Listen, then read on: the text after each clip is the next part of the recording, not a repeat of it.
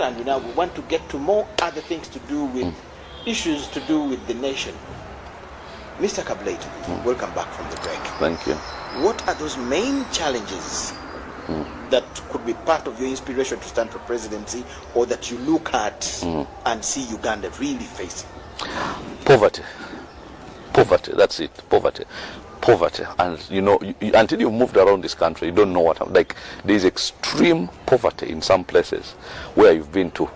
And you see that, do these people in a year handle more than 20,000 shillings from start to end of year? Like, where there is extreme poverty.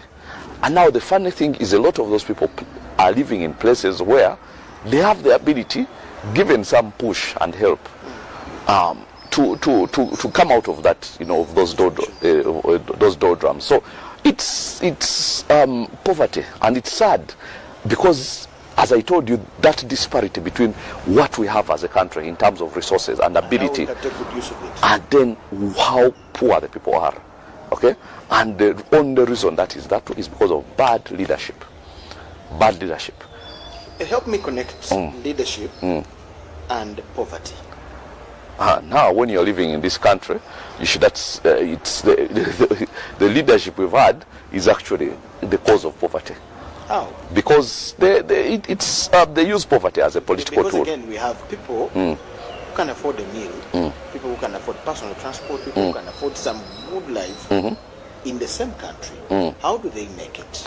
No, everybody is supposed to afford that. You see, that's the problem when you've downsized your typical Ugandan, you've downsized your dreams. That, you know, when I came out, I was in a TV station and somebody said that you're crying, you're talking about how people are poor, but you're putting on a suit. I said, how have you really reduced wealth to a suit? Okay, now you've downsized your thing that things which are supposed to be like go without saying. A meal, actually, this is what proper transport. When you visit all the districts in Uganda, the few that I've gone to, there is a town with a good number of people that are running serious businesses. Almost every district in Uganda. There are some towns that have serious businesses, serious houses, serious people doing a lot of businesses running around. Then you'll again go deep into the villages and you find that Uganda you're talking about who looks not to even afford a meal. Yes. Now, why do we have those two people in the same country?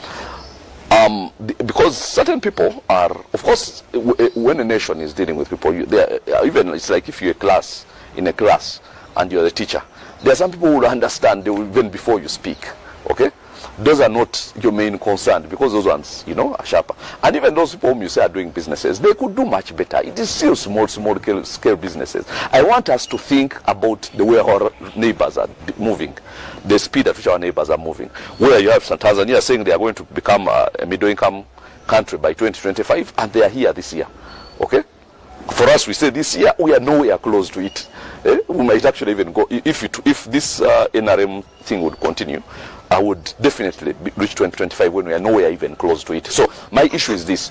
So things which are basic, like somebody running a proper business, selling this, doing that, those are basic things. Now, they are not people whom I can say at this grand scale of the business that we are talking about. Not maybe just one or two or three or four. In other words, you can count them on your fingers who are that grand scale of business where you say, now these ones should be expanding into East Africa and taking over the East African market and so on. Now, when you have people at that level, then these people here, whom you say are doing good business, those should be like medium or even like almost lower level. So that the lower ones now are not struggling. So we have to uplift everybody from the bottom. But the thing is, even those whom we talk about who are surviving in spite of, rather than because of this government, they are very few. The ones whom you're talking about are actually the majority. And they're the ones where you go and you look at people and how they have, you know, a despondency written all over their face. You don't think they believe that anything is going to come out of this life. And they are being put in that state. And it's just because they don't have a government. They just have some thieves who have guns. And have government instruments of government. So these are the people. It's a very high-handed description. No, it is true, and I've said it everywhere I go. It might be high-handed for this station, but it is very true. That's what it is, and you know it. You know it because you go to places like, I'll give you an example, Busoga, where they will come and tell people, somebody from the first family wants to plant.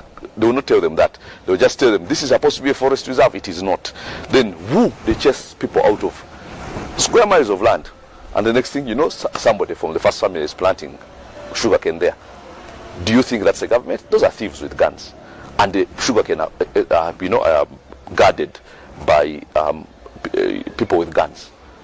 Then they go and they give the excuse of it's a forest reserve. Then they go to a real forest, okay, which is now supposed to be gazetted there in Busoga, called Butamida or something, Butamida or something. Then they chop down the forest, even Mabida, even Bugoma, for sugarcane. So are those people who love this country? Must you cut down